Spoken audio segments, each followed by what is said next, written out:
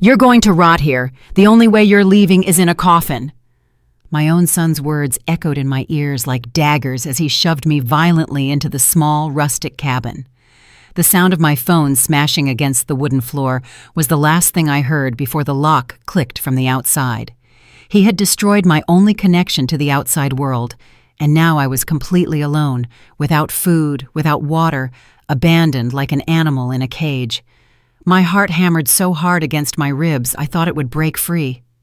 At 66, after giving my entire life to this ungrateful son, I found myself imprisoned by his own hands, condemned to die of thirst and starvation, while he was off on a luxury cruise with Marlene, his wife, and that terrible mother-in-law who manipulated him so much. But let me tell you how I got here, how the woman who was once the center of a happy family ended up a prisoner of her own blood. My name is Ella. For 40 years, I believed I had built a strong family, one filled with love and sacrifice. I had worked since I was 18, a seamstress in a small textile factory downtown. My hands, rough from so much sewing and embroidery, held our family together after my husband left us, when our son, Henry, was only 8 years old. From that moment on, Henry became my reason for living, the engine that pushed me out of bed before sunrise every morning so I could get to work on time. I remember the day I decided I would do anything to give my son the life he deserved. It was a rainy Tuesday in October, and Henry came home crying because the other kids were making fun of his worn-out sneakers. That night, while he slept, I counted every dollar I had saved for months to buy myself a new dress, money I immediately used to buy him the best sneakers in the store. Seeing his smile the next day was worth more than any outfit I could have bought for myself. That's how the years passed. Every extra dollar, every hour of overtime, every moment of rest I sacrificed, it was all for him. When he turned 16, I worked double shifts to buy him the motorcycle he wanted so badly. At 21, I mortgaged my small house to pay for his college education in engineering. I never complained. I never asked for anything in return. I truly believed a mother should give everything for her children without expecting anything back but their love and respect. Henry graduated with honors and got an excellent job at a construction company. I felt like the proudest woman in the world when I saw him leave every morning in his sharp suit, carrying his leather briefcase. "My son is a successful professional," I'd tell my neighbors with a smile that came from my soul. For the first few years after he graduated, our relationship seemed perfect. He visited regularly, took me out to elegant dinners, and always told me how grateful he was for all my sacrifices. Everything changed when he met Marlene. The first time he introduced her to me, something inside me cringed. It wasn't just her cold, calculating demeanor, but the way she looked at my son, as if he were an investment that needed to be protected from outside influences. Marlene was a 32-year-old woman, tall, with perfectly styled brunette hair and a smile that never reached her eyes. She worked as an administrator at a private clinic, and from the very start, she made it clear that she considered Henry's family, specifically me, to be beneath her social standards. During the first few months they were dating, I tried to get closer to her. I cooked her favorite dishes when they came to visit. I bought her small gifts with my few savings. I even learned to cook sophisticated meals that I knew she liked. But every gesture of love from me was met with a fake smile and sarcastic comments that my son either didn't notice or, worse, chose to ignore. "Ella, don't go to so much trouble," Marlene would say with that sugary voice that got on my nerves. "We don't need you to do all this. We're not kids anymore." But I could see the disdain in her eyes, the contempt for the older woman who had raised the man she now considered her property. The wedding took place 2 years later at a fancy hall that cost more than $20,000. I, who had dreamed for years about the day my son would get married, felt like a stranger in my own family. Marlene had organized everything without consulting me, from the guest list to the color of the flowers. When I tried to suggest that maybe we could include some family traditions that had been important to us, she looked at me as if I had said something completely ridiculous. "Ella, dear," she said with that condescending tone I had already started to recognize, "this is a modern celebration. I don't think our guests would appreciate those old-fashioned customs." Henry, who used to defend me against any derogatory comment, simply nodded and changed the subject. On the wedding day, I sat in the front row, wearing a green dress I had bought at a discount store, feeling small and invisible as I watched my son promise forever to a woman who had already started to pull him away from me. During the ceremony, when the officiant spoke about the importance of family and respect for parents, I saw Marlene squeeze Henry's hand with a smile that chilled me to the bone. That night, as I was clearing the dishes from the small dinner I had hosted at my house for our closest relatives, I happened to overhear a conversation between Marlene and her mother in the backyard. "Now that we're married, we need to set clear boundaries," Marlene was saying in a voice she had never used in front of me. "Henry is too soft with his mother. She thinks she can still control his life, but those days are over." "You're right, honey," her mother replied with a cruel laugh. "Men need their wives to open their eyes to these things. A meddling mother-in-law can ruin a marriage before it even starts." I froze behind the window, feeling every word like a slap in the face. The woman I had made so many efforts for, whom I had tried to love like a daughter, was already planning my exclusion from my own son's life. I finished cleaning the kitchen in silence, tears streaming down my cheeks, wondering if Henry knew what his new wife really thought of me, or if he had simply chosen to ignore it to keep the peace in his marriage. That night, for the first time in years, I went to sleep with an emptiness in my chest that I didn't know how to fill. The following months confirmed my worst fears. Henry's visits became more and more sporadic, and when he came, he was always with Marlene and for shorter and shorter periods. The conversations that used to flow naturally between us became tense and superficial, constantly interrupted by subtle but hurtful comments from his wife. "Henry, don't forget we have that dinner with my parents," Marlene would say every time my son seemed to be enjoying our conversation. Or, even worse, "Honey, your mother looks tired. Maybe we should go so she can rest," as if I were a decrepit old woman who needed to be cared for, instead of a vibrant woman who simply wanted to spend time with her son. But what hurt me the most was seeing how Henry had begun to change. The loving and considerate son I had raised was transforming into a distant stranger, someone who seemed to be ashamed of his humble beginnings and of the mother who had sacrificed everything for him. The first time Henry spoke to me with contempt was on a Sunday afternoon, 3 months after his wedding. I had prepared his favorite lunch, the same chicken stew he had loved since he was a boy, and was anxiously awaiting his weekly visit. When he arrived, he was alone, which filled me with hope, thinking we would finally have some quality time as mother and son. But something in his eyes had changed. He was no longer the affectionate young man who hugged me when he arrived, but a stranger who greeted me with a cold kiss on the cheek and sat at the table as if he were fulfilling an annoying obligation. "Mom, we need to talk," he said, as I served the steaming stew onto his favorite plate, the same ceramic dish decorated with red flowers that I had bought to celebrate his 16th birthday. "Marlene and I have been talking, and we think it would be better if we started to have more space." His words hit me like a bucket of ice water. "Space? What does that mean, my son?"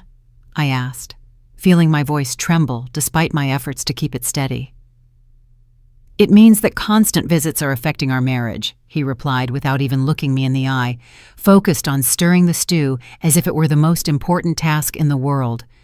"Marlene feels we don't have enough intimacy as a couple because I'm always coming over here." I sat across from him, feeling my legs shake. "Henry, you only come once a week.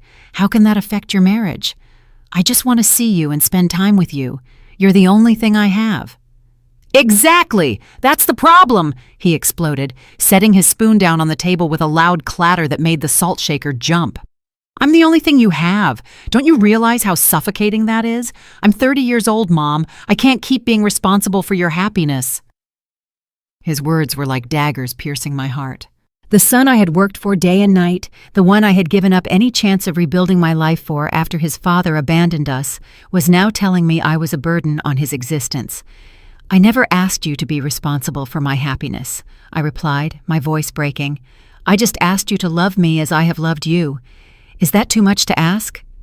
Love shouldn't be a prison, he countered, repeating words that clearly weren't his own, but Marlene's. You need to understand that I now have a new family, new priorities. I can't keep living to please you. That afternoon, Henry left without finishing the lunch I had prepared with so much love. I stayed alone in my small kitchen, watching the full plate of food grow cold, feeling as if something inside me had broken forever. For the first time in my life, I wondered if it had been worth sacrificing so much for someone who now saw me as a nuisance. The following weeks were a silent ordeal. Henry followed through on his threat to space out his visits. What had once been a sacred appointment every Sunday became sporadic appearances every 2 or 3 weeks, always accompanied by Marlene and always in a hurry to leave. During those visits, she took charge of every conversation, interrupting any moment of intimacy between my son and me with comments about their plans, their trips, and their new high-class friends. Henry and I are thinking of buying a bigger house, Marlene announced during one of those visits while drinking the coffee I had specially brewed with imported beans that had cost me $30. Something out of town, in one of those gated communities where there's more security and a better class of people. The way she said, better class of people, while looking directly at me, made it clear that I didn't fit into that category. Henry, who would have once defended his mother from any implicit insult, simply nodded and continued eating the chocolate cake I had baked with him in mind. "What about this house, then?" I asked, referring to my home, the place where I had raised my son, where all our memories together were. "Well, it's yours, Mom," Henry replied with indifference. "You can do whatever you want with it. We won't be needing it anymore." Those words were a slap in the face. The house he had considered his home for 30 years was now just a place he wanted to get rid of, an uncomfortable reminder of his humble past that didn't fit with his new upper-middle-class life. But the worst was yet to come, right when I thought my relationship with my son had hit rock bottom. Marlene got a promotion at the clinic, and to celebrate, they organized a dinner at their new house, that modern mansion in the exclusive gated community they bragged about so much. I was not invited. I found out by chance when I called Henry to ask if he could come with me to the doctor. I had a test result come back with an irregularity, and I was scared. "I can't, Mom," he said in a cold voice I didn't recognize. "Marlene is having an important dinner with people from her work. It's very important for her career." "But you can't come with me before the dinner?" I insisted, feeling desperation take over. "It would only be an hour at the office. I'm afraid to go alone." "Mom, I need to help Marlene get everything ready. Can't you ask one of your friends to go with you?" What friends? For so many years, I had been so focused on him, on his education, on his well-being, that I had neglected my own social relationships. Most women my age were busy with their grandchildren, their husbands, with lives they had built in a more balanced way than I had. I hung up the phone and sat in my living room for hours, staring at the photos of Henry that covered the walls. There he was at 5 years old, in his first school uniform that I had so carefully washed and ironed every day. There he was at 12, proud with the medal he had won in the math competition, the same competition for which I had paid for extra tutoring by working weekends. There he was at 18, graduating from high school with honors, the day I thought all my sacrifices had been worth it. The next day, I went to the doctor alone. The results were benign, thank God, but the experience of sitting in that waiting room completely alone, surrounded by other women accompanied by their sons or husbands, made me feel the deepest loneliness of my life. When I called Henry to give him the good news, his response was a curt, "That's good, Mom," before he quickly changed the subject to tell me how successful Marlene's dinner had been and how they had impressed all the important guests. It was then that I began to understand that I had lost my son forever. He hadn't died, but the loving, grateful man I had raised no longer existed. In his place was an ambitious stranger who was ashamed of his roots and who had chosen a woman who systematically pushed him away from the mother who had given everything for him. The months passed, and the visits became even more infrequent. Henry only showed up when he needed something, for me to hold on to an important document for him, to prepare a specific dish to impress Marlene's bosses, or to borrow money for some unexpected expense that their new lifestyle demanded. "Mom, could you lend me $5,000? He asked me during one of his rare visits. "It's for the down payment on a new car. Marlene's broke down, and she needs something a bit more elegant for her job." $5,000 represented almost all of my savings, the money I had saved dollar by dollar for years in case I ever needed a medical emergency or a major house repair. But as always, I couldn't deny my son anything. "Of course, my son," I replied, feeling my heart shrink. "When do you need it?" "Tomorrow would be perfect," he said with a smile that for a moment reminded me of the sweet boy he used to be. "I promise I'll pay you back in 3 months." That promise was never kept. Every time I mentioned the loan, Henry had a new excuse. Unexpected expenses from the new house, a work trip that Marlene needed to take, or car repairs that had ended up costing more than they expected. The day I hit rock bottom was on a gray Tuesday in November. Exactly 8 months after the loan, he never paid back. I had been fighting a terrible flu for a week, with a high fever and a cough that tore at my chest. My 66-year-old body no longer responded as it once did, and for the first time in decades, I felt truly vulnerable and scared. I called Henry, hoping he could either come with me to the doctor again, or at least spend some time with me to make sure I was okay. His answer chilled me to the bone. "I can't go, Mom. Marlene and I have a really important appointment with the architect to remodel the kitchen. It's taken us months to get an appointment with him.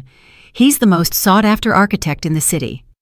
"Henry, please," I begged, my voice hoarse with fever. "I just need someone to be with me for a few hours.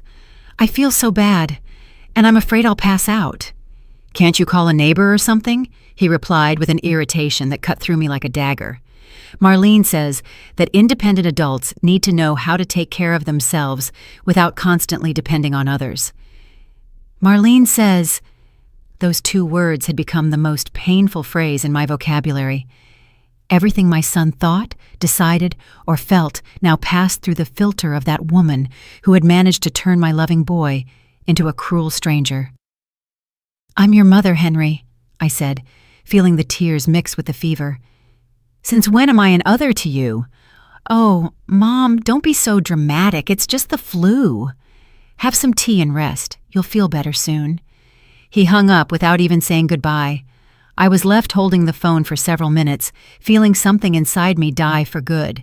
The son for whom I had sacrificed my youth, my money, my dreams, my chances at love, had reduced me to an inconvenience that interfered with his important appointments. That night, as I lay in bed, trembling with fever and feeling more alone than ever, I made a decision that would change everything forever. I couldn't go on being the begging mother, the woman who pleaded for crumbs of attention and affection from a son who clearly despised me. I had to find a way to reclaim my dignity, even if it meant losing my relationship with Henry for good. My recovery from the flu took 2 full weeks. During that entire time, my phone remained silent. Henry never called once to ask how I was feeling, if I needed anything, or if I was even alive. It was my neighbor, Anne, a 70-year-old widow who lived in the house next door, who took care of me. She brought me medicine, prepared warm soups, and sat by my side during the most difficult nights. "Ella," Anne told me one afternoon while helping me change the sweaty sheets, "it's not normal for a son to abandon his sick mother like this. Something is very wrong here." She was right, but admitting it meant facing a truth I had been avoiding for months. My son had become a heartless person, and I had been an accomplice in that transformation by allowing him to treat me worse and worse without setting any boundaries. When I finally recovered, I decided it was time to act. If Henry wanted to treat me like a stranger, then so be it. I would no longer be the suffocating mother he described. I would no longer be available whenever he needed something. I would no longer be his personal ATM or his emergency cook. The first test came 2 weeks later when Henry called me as if nothing had happened. "Mom, could you make that lasagna Marlene loves so much? Her parents are coming for dinner, and she wants to impress them with some homemade food." For the first time in 30 years, I said no.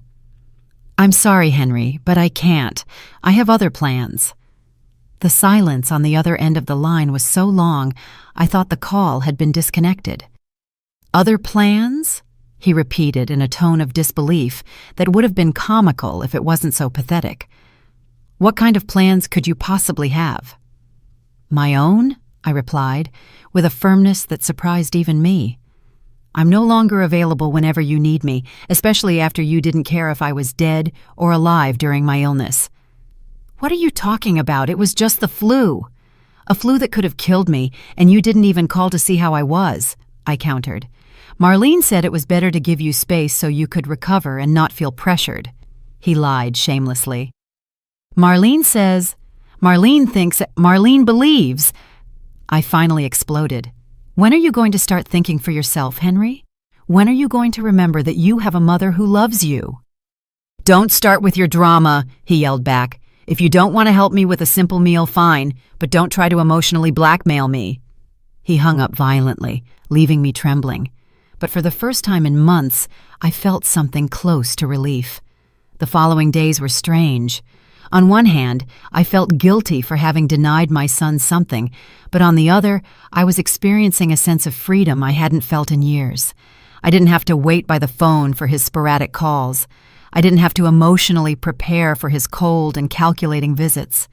For the first time in a long time, my house was truly my own. I took advantage of this freedom to reconnect with Anne and some other neighbors I had neglected during the years of obsessing over Henry. I started going for walks in the afternoons, tending to my small garden, and reading the books I had accumulated but never had time to enjoy. Slowly, very slowly, I began to remember who I was before I became solely Henry's mother. But my son was not ready to accept this new version of me. 3 weeks after our phone argument, he showed up at my door unannounced, accompanied by Marlene, and with a look of fury I hadn't seen since his adolescence. "We need to talk," he said as he walked into my living room without waiting for an invitation. Marlene followed, wearing a designer purple outfit that probably cost more than my monthly salary from the factory. "Of course, make yourselves comfortable," I said sarcastically, but I decided to remain calm. "How can I help you?" "You can start by explaining what's been going on with you lately," Henry said, sitting on the armchair where he used to curl up as a child so I could read him bedtime stories. "First you hang up on me, then you refuse to help with a simple meal, and now the neighbors are saying you're talking trash about us." "Talking trash about you?" I asked, genuinely confused. "What did I supposedly say?" "Anne told her sister, and her sister told the woman at the grocery store that you said I was an ungrateful son who abandoned his sick mother," Marlene chimed in with that voice that feigned concern but dripped with venom. "Do you realize the damage that can do to Henry's reputation at work?" My mouth fell open. It was true that I had talked to Anne about my disappointment with Henry, but I never thought my words would travel so far, or that my son would be more worried about his reputation than about understanding my feelings. "Your reputation?" I asked Henry directly, completely ignoring Marlene. "That's your biggest concern, isn't it? Not the fact that your mother felt abandoned when she needed you most." "Oh, please!" Marlene burst out before Henry could respond. "Ella, you're 66 years old. It's time you grew up and stopped acting like a spoiled teenager looking for attention." The silence that followed those words was deafening. I looked at my son, expecting that he would finally stand up and defend the woman who had raised him. I expected him to tell his wife that she had no right to disrespect me in my own home, that he would remember everything I had sacrificed for him. But Henry just stayed quiet, staring at his shoes like a scolded child. Henry's silence was more painful than any insult Marlene could have thrown at me. In that moment, seeing my 30-year-old son sitting there like a coward while his wife attacked me in my own home, I understood that I had definitely lost the boy I had raised with so much love. "I see you have nothing to say," I said directly to Henry, feeling a rage begin to replace the sadness I had carried for months. "I see you're going to let me be disrespected in my own house without lifting a finger to defend me." He finally looked up, but in his eyes there was no guilt or remorse, only annoyance. "Mom, Marlene isn't disrespecting you. She's just telling you the truth you need to hear. You can't keep living as if you're the victim of everything." "The victim?" I stood up, feeling all the frustration accumulated over the years begin to boil in my veins. I'm the victim for expecting a minimum of respect from my own son, for wanting you to care if I was dead or alive when I had 104-degree fever. It was just the flu, he also yelled, standing up. You couldn't expect me to cancel my whole life for a simple flu. It wasn't a simple flu. It was your sick and scared mother asking her only son to go with her to the doctor, I yelled back, feeling tears of rage begin to roll down my cheeks. It was the woman who worked double shifts to pay for your college, who mortgaged her house to give you a career, who gave up every chance to be happy so that you could have everything you wanted. No one asked you to do that. His response hit me like a punch to the stomach. No one asked you to sacrifice your life for me. Those were your decisions. For a moment, the world stopped around me. My own son, the man I had given everything for, was telling me that my sacrifices had not only been unnecessary, but unwanted, that everything I had done out of love had been a gigantic mistake that he now resented. You're right, I said with a voice I didn't recognize as my own, cold and calm despite the storm raging inside me. No one asked me to sacrifice my life for you. They were my decisions, stupid decisions, by a woman who believed that a mother's love meant giving everything without expecting anything in return. Marlene smiled with satisfaction, clearly enjoying the spectacle of seeing me destroyed by my own son's words. I'm glad you finally get it, Henry continued, cruelly encouraged by what he interpreted as my surrender. Now maybe you can start living your own life instead of trying to control mine. Oh, I'm going to live my own life, I assured him, feeling a strange calm come over me. In fact, I'm going to start right now. I walked over to the small table where I kept my important documents and pulled out the paper I had been avoiding looking at for months. The will I had written years ago, in which Henry was the sole beneficiary of everything I owned. You know what, son? I said, holding the document in front of him. You're right. My sacrifices were my decisions I now deeply regret making. But this house, these savings, this inheritance you were going to receive, these are also my decisions. Henry's eyes fixed on the paper with an expression I couldn't quite interpret. What are you doing? I'm making a new decision, I replied, walking toward the paper shredder I had recently bought to get rid of old documents. I'm deciding that I no longer want a son who despises me to inherit anything from the stupid woman who sacrificed everything for him. Mom, wait! He yelled, lunging toward me as I slowly fed the will into the machine. But it was too late. The document disintegrated into thin strips that fell into the bin like confetti of my liberation. What did you just do? Marlene asked me, her voice suddenly high-pitched with her true concern. Until that moment, she had just been the cruel wife enjoying the family drama, but now she realized she had just lost a considerable inheritance. I just did what my son asked, I replied with a smile that came from my soul. I just stopped making decisions based on a love that is clearly unrequited. Henry was pale, staring at the remnants of the will as if he couldn't believe what he had just witnessed. Mom, you can't do that. This house, your savings, I'm your only son. Exactly, I said, feeling a strength I didn't know I possessed. You're my only son, and you just told me that all my sacrifices for you were mistakes that no one asked for. So now I'm going to correct those mistakes. Are you insane? Marlene shrieked, completely losing her composure. You can't disinherit your own son just because you had an argument. An argument? I looked at her with a calm that surprised me. Marlene, dear, this isn't an argument. This is the result of months of humiliation, contempt, and abandonment. And this is what happens when you treat someone like trash for so long that they finally decide they deserve something better. Mom, please, Henry pleaded, reaching for me with his hands outstretched, as if I were a wild animal that needed to be calmed. You're acting impulsively. You're angry and not thinking clearly. On the contrary, I replied, stepping away from him. For the first time in years, I'm thinking with perfect clarity. I'm realizing that raising an ungrateful son was my biggest mistake, but it doesn't have to be my permanent one. You can't talk to your mother like that, Marlene yelled at Henry, but no longer from a place of moral superiority, but from the panic of seeing a fortune disappear before her eyes. Tell her something. Fix this. The irony was delicious. The same woman who had spent years poisoning my son against me, who had encouraged his every cruelty, was now demanding that he treat me well because her financial future was at stake. Look how interesting, I said, observing the growing desperation on both their faces.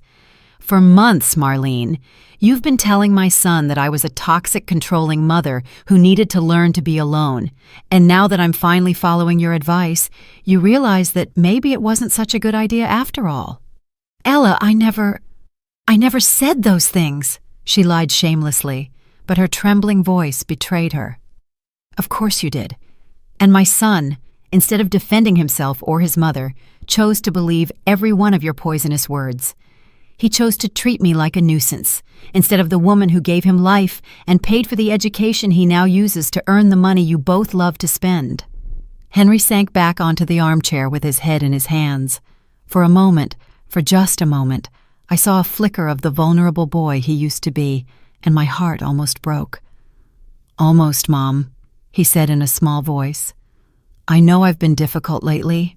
I know I might not have been the son you expected, but you can't punish me like this. We're family. Family? I repeated the word as if it were the first time I had ever heard it. Do you know what that word means, Henry? It means being there when the other person needs you. It means mutual respect. It means not allowing anyone, not even your wife, to humiliate the person who gave you life. I can change, he mumbled, but his words sounded hollow even to himself. No, I responded with a firmness that surprised him. I'm no longer interested in whether you can change. I'm no longer interested in being the mother who begs for scraps of affection from a son who clearly despises me. I've decided I deserve better than that. But we're your only family, Marlene shrieked, now playing the emotional blackmail card she had so often criticized me for using. I smiled at her with a sweetness that contrasted brutally with my words. You were my family. Now you are two strangers who came to my house to disrespect me and demand an inheritance you're no longer going to receive. You can't do this, Marlene screamed, completely losing the mask of sophistication she had always worn with me. That house is worth more than $150,000. Your savings are our future. I heard her speak of our future, as if my money, the money I had earned sewing for 40 years, was something that belonged to them by divine right. The woman who had treated me like an ignorant peasant for years was now claiming my inheritance with the desperation of someone who had just seen their life plan vanish. Interesting, I said, crossing my arms. So now my savings are your future. The same woman who told me I was a dramatic old woman who needed to grow up is now here demanding that dramatic old woman's money. Henry stood up abruptly, with an expression I had never seen on his face before. It was a mixture of panic, rage, and something that looked dangerously like a threat. Mom, you're going to reverse this right now, he said in a low, controlled voice that reminded me of his father at his worst. You're going to call your lawyer, and you're going to make a new will where I'm your only heir. Or what? I asked, feeling a strange calm in the face of his threatening attitude. What are you going to do if I don't, Henry? Or you're going to find out what it really means to be alone, he replied, approaching me with slow, deliberate steps. Do you think anyone is going to take care of you when you're a frail old woman? Do you think you'll be able to keep this house when you're 80 and can't even walk? His words were like daggers, but they no longer hurt me as they once did. The woman who had endured months of humiliation had died in the last 20 minutes. In her place, someone stronger had been born, someone who finally understood her own worth. I'd rather die alone in a nursing home than continue living as the emotional slave of a son who despises me, I responded with a serenity that baffled him. I'd rather strangers take my money than give it to someone who treats me like garbage." "You're insane!" Marlene screamed again. "Completely insane. Henry, do something. Your mother has lost her mind." "I haven't lost my mind," I replied, walking toward the front door. "I've found it, and now I'm kindly asking you to leave my house." "We're not leaving until you fix this insanity," Henry declared, planting himself in the middle of the living room as if he owned the place. "Then I'll have to call the police to explain the concept of trespassing," I replied, heading for the phone. "Don't you dare!" he yelled, snatching the receiver from my hand with a violence that scared me. For the first time in this confrontation, I felt a flicker of real fear. The man standing in front of me was no longer my son. He was a desperate stranger, capable of anything to protect what he considered his, and in that moment, I knew I was in real danger. "Give me back that phone," I said, trying to keep my voice steady. "Not until you come to your senses," he replied, holding the device out of my reach. "You're going to sit down, you're going to calm down, and we're going to talk about this like civilized adults." "Civilized adults?" I laughed, feeling a hysteria that bordered on madness. "You're going to teach me about being civilized? You, the man who just snatched the phone from his 66-year-old mother?" "It's for your own good," he yelled, and in that moment, I saw Marlene's influence on him completely. Those were words she had used with me many times, always justifying her cruelties as acts of tough love. "My own good," I repeated, feeling the last fiber of maternal love break for good in my chest.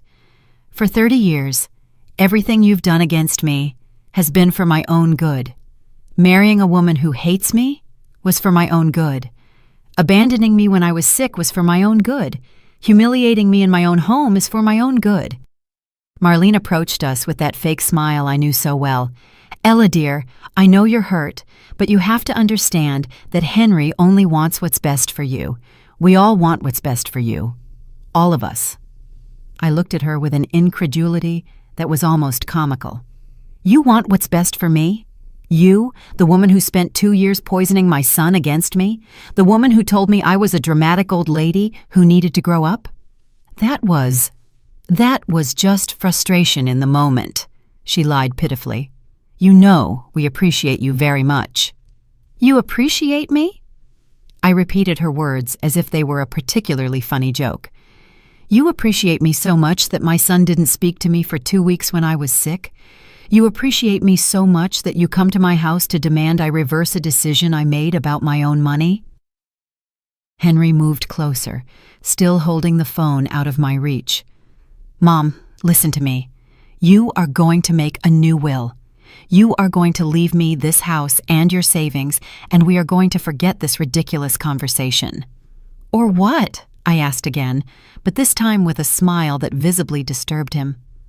"Or you're going to find out what it means to be completely alone," he threatened. "Without a son, without money, without anyone who cares about you." "Henry," I said, moving toward him until our faces were just a few inches apart, "I'm already completely alone. I've already found out what it's like to have a son who doesn't care about me. The difference is that now I've finally decided to do something about it." Something in my tone must have alarmed him, because for the first time since this confrontation began, I saw uncertainty in his eyes. "What do you mean by that?" "I mean you two are going to leave my house right now and you are never coming back. I mean I'm going to change the locks tomorrow. I mean I'm going to make a new will where all my money goes to charities that help single mothers, so no other woman makes the mistake of sacrificing everything for an ungrateful son." "You can't do that!" they both yelled in unison, like a chorus of greed and desperation. "I can and I will," I assured them, "and if you ever bother me again, I'm going to call the police and I'm going to tell them exactly what kind of people you are. I'm going to tell them how you treated an old woman, how you threatened her in her own home, how you snatched her phone when she tried to call for help." Henry stared at me for a long moment, and for an instant, I thought that maybe he was finally going to react like the son I had raised. I thought he was going to give me back the phone, that he was going to apologize, that he was going to remember who I was to him. Instead, he threw the phone against the wall with such force that it shattered, filling my living room with broken plastic and crushed wires. "There's your phone," he said with a cruel smile that chilled my blood. "Let's see how you call the police now." The silence that followed was absolute. The three of us stood staring at the remnants of the phone scattered on the floor, as if it were a perfect metaphor for what was left of our family relationship. "Henry," I said in a voice that sounded strangely calm, even to myself, "you just crossed a line that you can't come back from." "Is that so?" he challenged, puffing out his chest like a street bully. "And what are you going to do about it, Mom? You don't have a phone anymore. You don't have anyone to help you. You're completely at our mercy." Marlene smiled with satisfaction, clearly enjoying the spectacle of seeing me finally subdued and humiliated, as she had planned for so long. What neither of them knew was that they had just made the biggest mistake of their lives. I kept staring at the phone fragments for several seconds, feeling something fundamental change inside me. It was no longer fear I felt, or sadness, or even rage. It was something much more dangerous. An absolute calm, the serenity of someone who has finally seen the true nature of the people in front of them. "You know what, Henry?" I said, bending down to pick up one of the largest pieces of the destroyed phone. "You're right. I don't have a phone anymore. I don't have anyone to help me. I am completely at your mercy." His smile widened, interpreting my words as surrender. "I'm glad you finally understand the situation." "Oh, I understand it perfectly," I continued, holding the broken plastic fragment as if it were a precious relic. "I understand that my own son just destroyed my only way of communicating with the outside world. I understand that he is threatening me in my own home. I understand that his wife is here, enjoying every second of my humiliation." Marlene came closer with that expression of triumph she had so long waited to show me. "Now maybe you can be reasonable, Ella. Making that new will is the only intelligent thing you can do in this situation." "You're right," I replied, dropping the piece of phone. "That's exactly what I'm going to do." They exchanged a look of absolute satisfaction, believing they had finally broken me. They had no idea that what had just broken wasn't my will, but the last chains that tied me to them out of love. "Perfect," Henry said, relaxing his shoulders. "I knew you would come to your senses. We'll go to the lawyer tomorrow morning and get all this settled."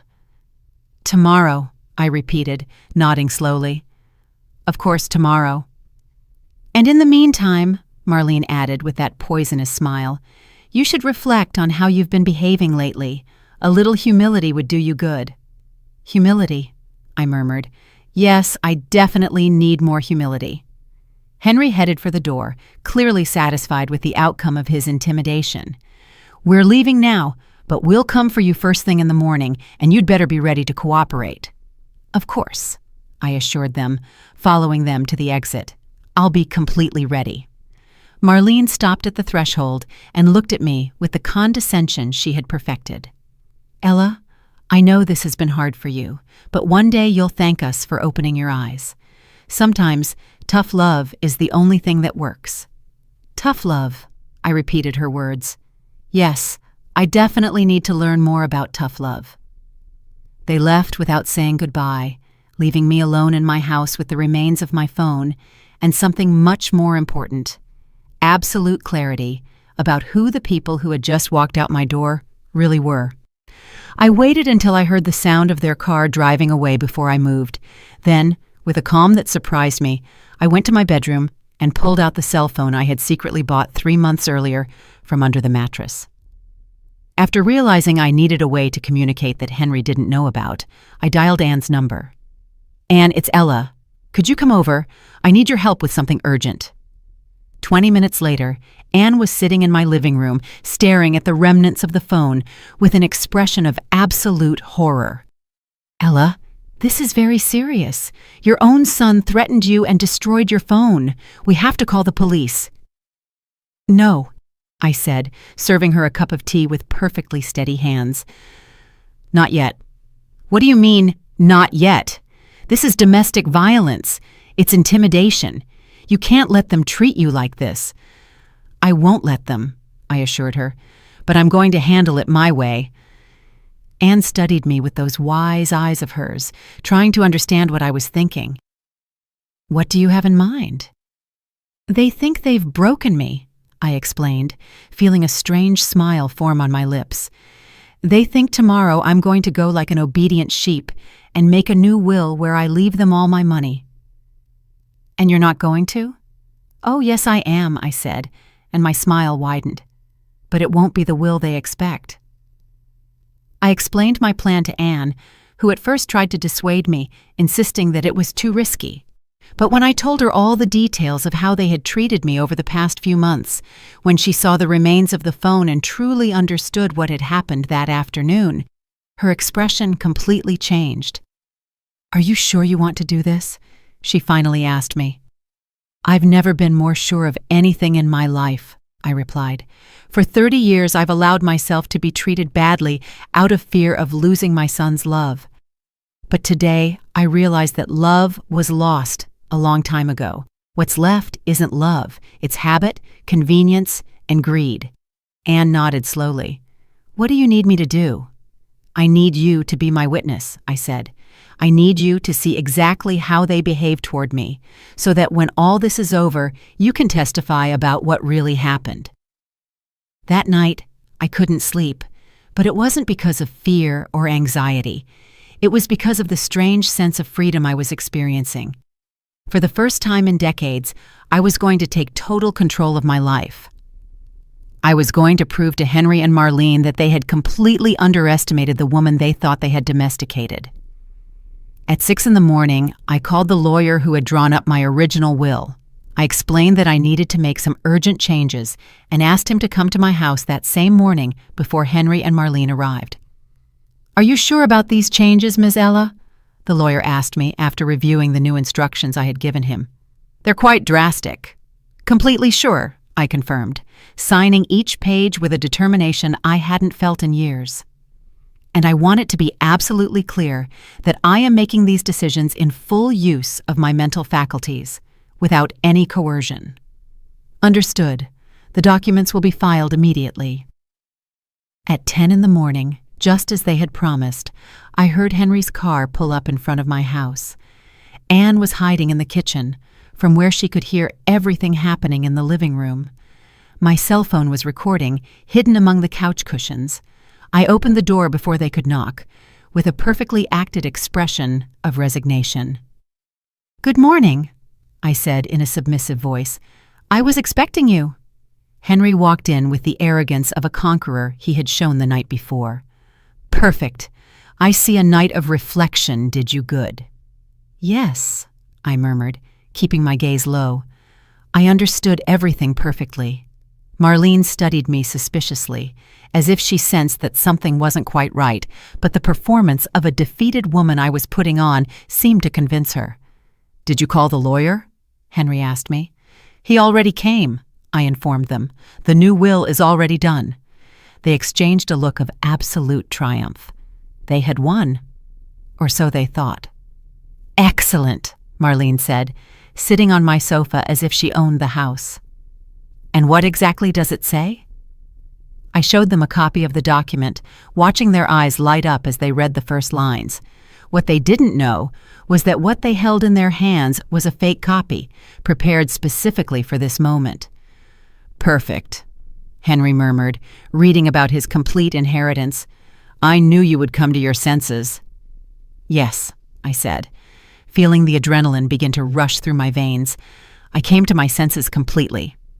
"Now that this is settled," Marlene said, putting the fake copy of the will in her purse like a trophy, "we need to talk about some other practical matters." "What kind of matters?" I asked, perfectly maintaining my act as a submissive, defeated woman. "Well," Henry chimed in, making himself comfortable in the armchair as if he were the new owner of the house. "Now that we know this property will eventually be ours, Marlene and I have been thinking that maybe it would be better if you moved to a place more appropriate for your age." "Appropriate for my age?" I repeated, feeling the rage begin to boil in my veins, but keeping my voice calm. "Yes, Mom, a place where you can receive the care you need. A senior living facility, maybe something with medical staff available 24/7. Marlene nodded with enthusiasm. We've been looking into some very good options, places where you can socialize with people your own age, where you won't have to worry about maintaining this big house." "I see," I murmured, clenching my fists behind my back. "And when would I have to make this transition?" "Well," Henry said, exchanging another knowing look with his wife, "we were actually thinking, the sooner the better. This house needs some major renovations if we're going to sell it for its real value." "Sell it?" I looked at them with feigned confusion. "But I thought you wanted it for yourselves." "Oh, no," Marlene replied with a laugh that made my teeth grind. "This house is too old, too small for our needs, but the lot is excellent, very well located. With the right renovations, or even better, by demolishing it and building something modern, we could get almost $400,000. There it was, the complete, ruthless truth. Not only did they want to kick me out of my own house, but they planned to erase every trace of the life I had built there, every memory of the years I had spent raising my son within these walls. $400,000, I repeated slowly. "That's a lot of money." "Exactly," Henry confirmed. "And with your savings, which according to the will amount to $50,000, we'd be talking about over $500,000. It's enough for Marlene and me to buy the house of our dreams in the best neighborhood in the city." "The house of your dreams," I murmured, feeling every word like a slap. "And where do I fit into these dreams?" "You're going to be perfectly cared for at the facility," Marlene assured me with the condescension she had so perfected. "You'll have everything you need: food, a roof over your head, medical attention. What more could a woman your age ask for?" What more could I ask for? Maybe respect, maybe gratitude, maybe for the son I sacrificed my whole life for, not to treat me like an old piece of furniture to be gotten rid of. "And when would all this be ready?" I asked them, still maintaining my act. "Actually," Henry said, looking at his wife as if asking for permission to continue, "we've already made some calls. There's a very good facility on the outskirts of town that has immediate availability. We could take you tomorrow morning to check it out." "Tomorrow?" The speed with which they had organized my exile took my breath away. "Isn't that a bit rushed?" "Mom," Henry said with the forced patience one uses with difficult children, "the longer we wait, the harder it will be for you to adapt. It's better to make the change quickly, like ripping off a Band-Aid." Like ripping off a Band-Aid? That was the metaphor my son had chosen to describe the moment he would uproot me from my home, my memories, from everything that had been my world for 4 decades. "Besides," Marlene added, "we've already contacted some contractors to come and appraise the property. One of them can come next week, but we need the house to be available." "Available," I repeated to myself. "Exactly," she confirmed with a smile she didn't try to hide. I stayed silent for several minutes, pretending to process all the information they had given me. In reality, I was savoring every second of this conversation, recording every cruel word, every ruthless plan, every display of the greed and contempt they had been hiding behind their masks of filial concern. "You know what?" I finally said, getting up from the couch with deliberately slow movements. "I think you're right. I think it's time I accepted the reality of my situation." They both visibly relaxed, interpreting my words as the total surrender they had been looking for. "I'm glad to hear you say that," Henry said, also standing up. "I know it's difficult, but in the end, you'll be happier this way." "Happier," I nodded. "Yes, I'll definitely be happier." "So tomorrow we'll go see the facility?" Marlene asked, already taking out her phone to make some sort of arrangement. "Tomorrow," I confirmed. "But first, there's something I need to show you. Something important I found while I was organizing my things for the move." "What is it?" Henry asked with sudden interest. "It's in the basement," I explained, heading for the door that led to the stairs. "It's something that belonged to your grandfather, something I thought you might like to have as a family keepsake." Curiosity got the better of any caution they might have had. The two of them followed me into the basement, descending the wooden stairs that creaked under our feet. My basement was a place Henry had avoided for years. As a child, he had an irrational fear of closed, dark spaces, and as an adult he simply decided he had no reason to go down there. What he didn't know was that I had turned that space into my private sanctuary, the place where I kept all my most precious memories and some other items I had been collecting for years. "It's a bit dark," I told them, turning on the stair light but leaving the rest of the basement in shadows. "Be careful where you step." We reached the bottom of the stairs, and I flipped on the main light. The basement lit up, revealing what I had been preparing for months without their knowledge. "What is all this?" Marlene asked, looking around with a mixture of confusion and alarm. The walls were covered with photographs, documents, and newspaper clippings. But they weren't normal family keepsakes. They were evidence. There were photos of the bruises I had gotten after the times Henry had shoved me during our arguments. Copies of bank statements that showed all the loans he had never paid back. Recordings of conversations where he and Marlene talked about me disrespectfully, thinking I couldn't hear them. "This is my archive," I explained with a calmness that contrasted brutally with the look of growing panic on their faces. "Everything you've done, everything you've said, everything you've planned, it's all here." Henry walked up to one of the walls, reading some of the documents with a paleness that gave me immense satisfaction. "Mom, what is this? Why?" I finished his question. "Why did I document everything? Because I knew that eventually I was going to need proof of who you two really are." Marlene had found the transcripts of some of their cruelest phone conversations I had secretly recorded over the last few months. "This is illegal!" she shrieked, holding the papers with trembling hands. "You can't record private conversations." "Actually, I can," I informed her. "In my own home, I have the right to record any conversation, and considering I was documenting emotional and financial abuse, any court would consider it completely justified." The silence in the basement was deafening. Henry and Marlene moved between the walls, covered in evidence like zombies, reading transcripts of conversations where they had planned my future without consulting me, seeing photographs that documented every humiliation, every moment of contempt they had made me endure. "This right here," I said, pointing to a particular section of the wall, "is every time you borrowed money from me and never paid me back a single cent. In total, you owe me $47,000. Henry approached the documents, his face getting paler and paler. "Mom, those weren't loans. They were family assistance." "Family assistance?" I laughed with a bitterness that came from my soul. "Is that what you call theft now? Because right here I have recordings of you promising to pay me back every cent." Marlene had found the most damning photographs. Images of her going through my drawers without permission during their visits. Documents that proved she had been looking into the value of my property without my knowledge. Even screenshots of her text messages making fun of me with her friends. "How did you get all this?" she asked, her voice trembling with pure rage.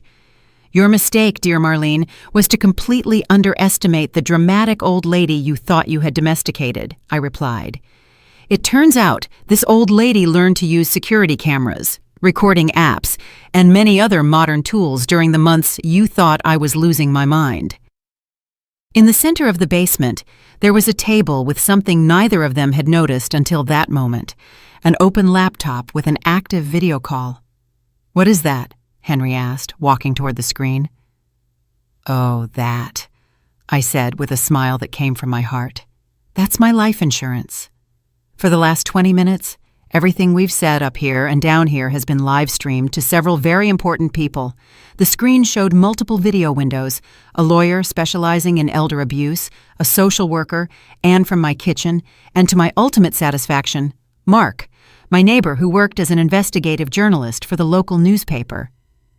"Ella," the lawyer exclaimed from the screen, "are you okay? Do we need to call the police?" "I'm perfectly fine," I replied, without taking my eyes off the faces of absolute horror on Henry and Marlene. "In fact, I've never felt better."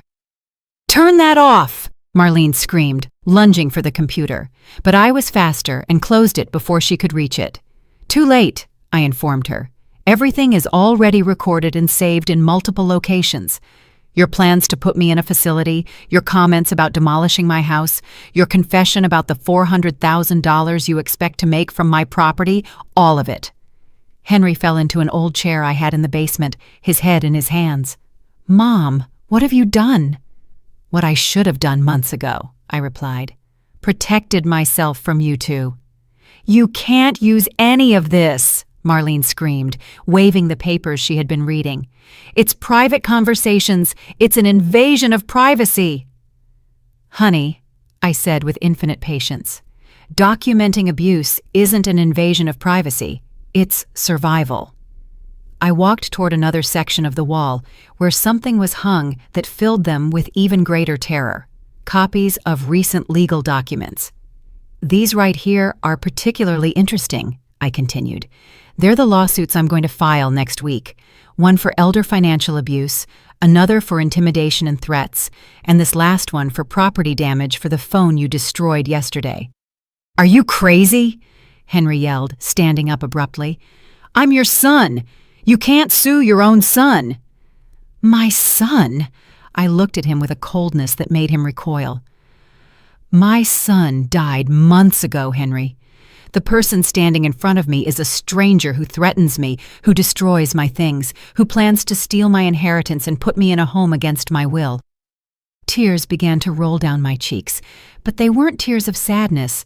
They were tears of liberation, of justice, of a satisfaction I had been waiting to feel for far too long.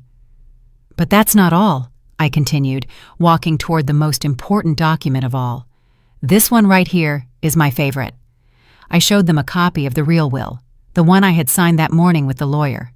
"Remember the will I showed you upstairs? It was fake. This is the real one." Henry snatched the document from my hands, reading it with a desperation that gave me more pleasure than I had felt in years. "This can't be," he mumbled, reading line by line. "You can't have done this." "What does it say?" Marlene asked, trying to read over her husband's shoulder. "It says," I informed her with a radiant smile, "that all my property and my savings will go to a foundation for single mothers who are fighting to get an education for their children. It says that not a single cent will go to people who treat the elderly like garbage." Marlene went completely pale. "You can't do that. We're your family." "My family." I laughed until my ribs hurt. "My family doesn't threaten me. My family doesn't plan to put me in a facility so they can sell my house. My family doesn't destroy my things when they don't get what they want." "Mom, please," Henry pleaded, and for the first time in months, I saw something that resembled the son I had raised. "I knew we had been difficult with you, but I didn't know you felt this way." "You didn't know?" I snatched the will from his hands. "You didn't know when you hung up on me while I had a fever? You didn't know when you allowed your wife to insult me in my own house? You didn't know when you threatened to leave me completely alone if I didn't do what you wanted?" I was just frustrated," he stammered. "I didn't mean those things." "But you said them, and you meant them. And for months, you treated me as if I were a nuisance you had to tolerate until you could finally get rid of me." Marlene had started to cry, but they weren't tears of remorse. They were tears of pure rage and frustration at seeing her perfect plan crumble before her eyes. "This isn't over," she shrieked. "We're going to contest that will. We're going to prove you aren't of sound mind." "Go ahead," I told her, moving closer until we were face to face. "Try to prove I'm not of sound mind. Try to explain to a judge why a woman who meticulously documented months of abuse and neglect doesn't have the right to decide what to do with her own money." The silence that followed was absolute. They both finally understood that they had lost, that their greed and cruelty had been their undoing. "Besides," I added, heading toward the stairs, "you forgot that all of this is going to be published in the newspaper next week. Mark already has all the material he needs to write a very interesting article about elder abuse in middle-class families. Your names, your photographs, your own words describing your plans for me." "You can't do that," Henry yelled, following me toward the stairs. "That will ruin my career." "You should have thought about that before you threatened your mother," I replied, without turning to look at him. We reached the main floor of the house, where Anne was waiting for us with a look of absolute satisfaction on her face. "How did it go?" she asked, even though the devastated expressions of Henry and Marlene had already given her the answer. "Perfectly," I replied. I think our guests are ready to leave now." Henry and Marlene stood in my living room like statues, processing the magnitude of what had just happened to them. All their arrogance had vanished, replaced by a desperation that I might have pitied if I hadn't been savoring every second of their destruction. "Mom," Henry said to me in a broken voice I hadn't heard since he was a child, "there has to be a way to fix this. We're family. We can find a solution." "A solution?" I looked at him with a calm that contrasted brutally with his panic. "The only solution was for you to treat me like a human being. You had that opportunity for months, and you wasted it every single day." Marlene had started pacing in circles, mumbling to herself about lawyers and legal appeals, completely unable to accept that they had been defeated by the dramatic old lady they had so underestimated. "Ella," she finally said, trying to regain some of her former composure, "I know we've had our differences, but this is too extreme. You're destroying your own family." "I didn't destroy anything," I replied. "You destroyed this family the day you decided that my love was a burden and my money was your right. I'm just documenting the destruction you've already caused." Anne came over to me and placed a protective hand on my shoulder. "Ella, I think it's time for them to go. The police are on their way to take a formal report about the intimidation and the broken phone." "The police?" Henry went even paler. "Mom, please, don't do this. My job, my reputation, everything is going to be ruined." "Your reputation?" I repeated his words with genuine incredulity. "Until the very end, all you care about is your reputation. Not the pain you caused me, not the years I lost loving you unconditionally. Just your precious reputation." "It's not just that!" he yelled. And for a moment, I saw a flicker of the violent temper he had shown the day before. "It's my whole life, my career, everything I've worked for." "Everything you've worked for?" I murmured, walking to the window where I could see the flashing lights of a police cruiser approaching down the street. "Are you referring to the career I paid for with my savings? The job you got thanks to the education I financed by working double shifts?" The sound of the siren grew louder, and both Henry and Marlene instinctively headed for the door, like frightened animals, looking for an escape. "Don't go yet," I said to them with a smile that must have been terrifying. "I want you to stay and meet the officers.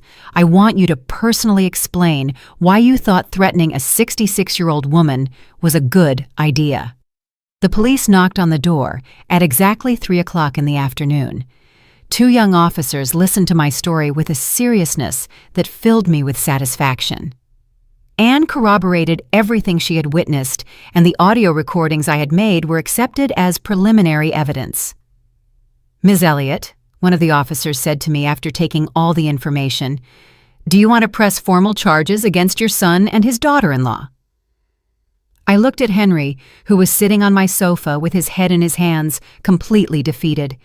For a second, just 1 second, I felt a flicker of the maternal love that had defined my life for so many years. Then I remembered his words from the day before. "No one asked you to sacrifice your life for me." I remembered the cruel smile with which he had destroyed my phone. I remembered the plans they had made to put me in a facility without my consent. "Yes," I replied to the officer in a firm voice. "I want to press formal charges." The legal process that followed was exactly as devastating as I had expected.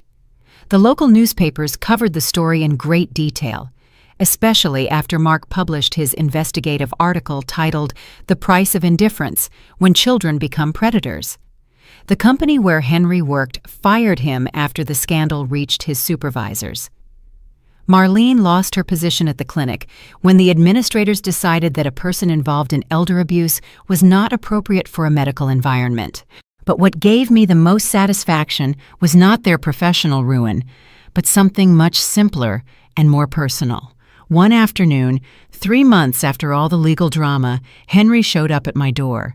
He was alone, without Marlene, with a defeated expression that would have broken my heart under other circumstances. "Mom," he said when I opened the door, "can we talk?" I looked at him for a long moment, studying his haggard face, his deep, dark circles, the way he had aged years in just a few weeks. "No," I replied simply. "Please," he pleaded, and tears began to roll down his cheeks. "I've lost everything. My job, my reputation, my marriage. Marlene left me last week. I have nothing." "Now you know how that feels," I said with an absolute calm. "Now you know what it's like to lose everything because of someone who's supposed to love you." "Mom, I'm sorry. I'm so sorry about everything. I know I was terrible to you. I know you didn't deserve anything we did, but I'm your son. There has to be some way to fix this." For a moment, I felt the familiar temptation to comfort him, to open my arms and forgive everything as I had done so many times before. But then I remembered something I had learned during these months of freedom. Forgiveness without consequences isn't love. It's cowardice. "Henry," I said, keeping the door ajar, "for 30 years I forgave you for every cruelty, every moment of contempt, every time you treated me as if I were less important than anything else in your life. I forgave you because I thought that's what loving mothers do." "Exactly!" he exclaimed, trying to move closer. "You're my mother. You love me." "I loved you," I corrected him. "I loved the sweet boy who used to hug me when he had nightmares. I loved the ambitious young man who promised me he would one day give me back everything I sacrificed for him. But that boy, that young man, they died a long time ago. The person standing in front of me is a stranger who chose greed over love, who chose cruelty over gratitude." "Can I change?" he yelled desperately. "Can I go back to being the son you want?" "I don't want you to change for me," I said, starting to close the door. "If you ever change, let it be for yourself, because you realize that the person you became is despicable. But it's no longer my responsibility to fix you." "Mom, please!" He put his foot in the door, preventing me from closing it completely. "You can't abandon me like this. I'm your only son." I didn't reply with a firmness that surprised even myself. "You abandoned me. I'm just officially acknowledging something that happened months ago."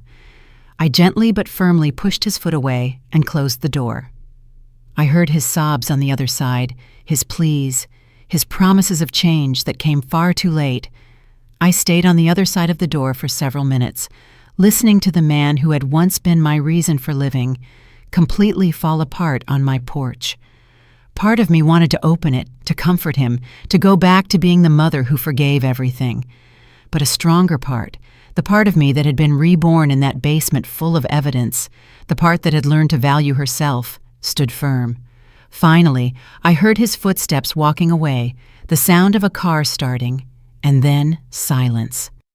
I went to the kitchen where Anne was waiting for me with a cup of hot tea and a proud smile. "How do you feel?" she asked me.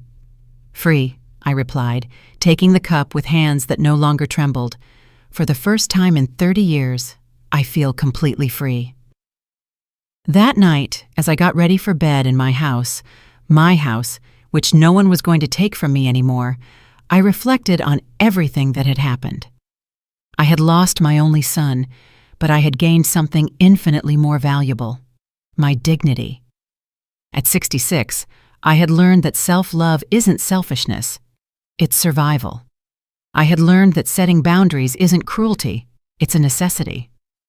I had learned that sometimes the only way to save what is left of your soul is to cut the ties that are destroying you. I gave everything for a son who saw me as a walking ATM, but now, finally, I was going to give everything for the only person who truly deserved it, myself. And for the first time in decades, that perspective didn't scare me, it excited me.